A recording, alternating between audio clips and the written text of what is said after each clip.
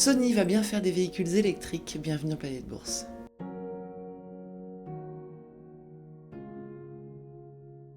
On commence bien sûr par le conflit russo-ukrainien. Les plus grands groupes occidentaux logistiques bloquent les livraisons vers la Russie. Après UPS et FedEx, le courtier en fret suisse Kuehne & Nagel stoppe toutes ses expéditions.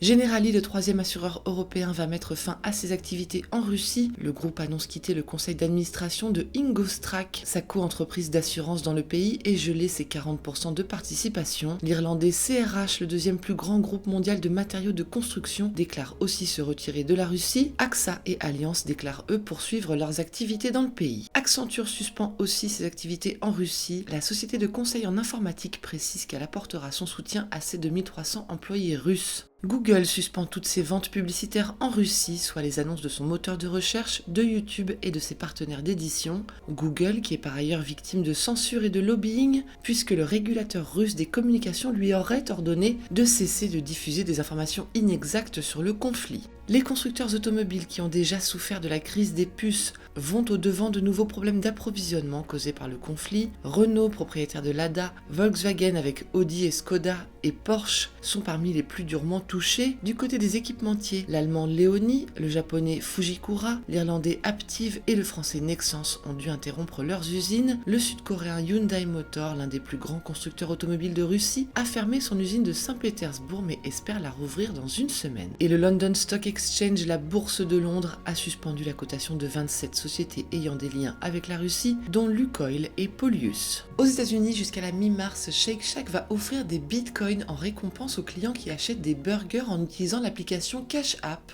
Le portefeuille numérique de Block, la chaîne de fast-food qui veut attirer les jeunes consommateurs et tester de nouveaux moyens de paiement, versera 15% des achats en crypto. Les membres de la famille Sackler, les propriétaires de Purdue Pharma qui se sont enrichis grâce aux ventes d'Oxycontin, acceptent de payer entre 5,5 et 6 milliards de dollars pour régler les poursuites judiciaires les accusant d'avoir alimenté la crise des opioïdes aux États-Unis. Amazon a fourni toutes les informations demandées par les enquêteurs antitrust sur son projet de rachat du studio MGM pour 6,5 milliards de dollars. Le géant a ainsi déclenché un compte à rebours qui oblige la commission du commerce à se prononcer sur la transaction d'ici mi-mars, un court délai qui pourrait empêcher la commission d'agir contre le deal. Best Buy déçoit mais reste confiant. Le détaillant électronique dévoile des ventes trimestrielles en repli de 2,3%, un bénéfice inférieur aux attentes et des perspectives timides pour l'année à venir. En revanche, il anticipe un rebond des ventes et des marges pour 2024 en misant sur un programme de fidélité, le métaverse et la réalité virtuelle. Le titre bondit car la société annonce par ailleurs augmenter son dividende trimestriel de 26%.